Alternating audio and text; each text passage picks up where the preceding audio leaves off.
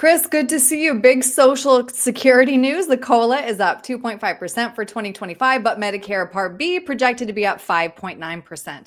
This cost of living adjustment reflects a steady decline in inflation, and this 2.5% increase means an extra $50 in most people's payments, bringing you to $1,976 starting in January. Does this COLA affect when we should claim our benefits?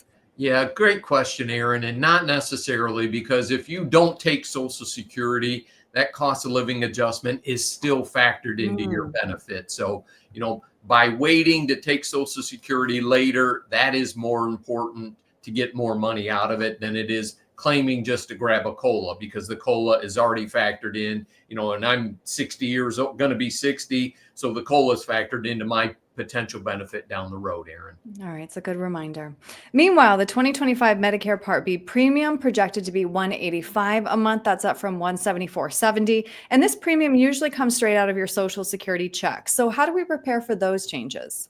I think cost of living adjustments are going to be a big thing for Medicare premiums, as the baby boom generation gets older and Medicare expenses get more and more expensive, is having an alternative income plan so that you can combat, the inflationary impact that Medicare has on your Social Security benefit. You got to have a plan B out there as well. Right. How will the COLA affect the taxes we pay on our Social Security benefit?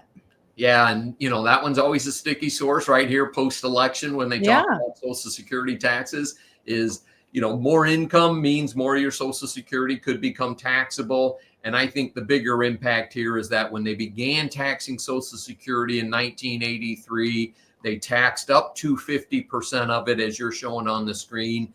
And then in 1993, they taxed up to 85% of it. Those numbers have never been adjusted for inflation. That's probably the bigger impact than a cost of living adjustment.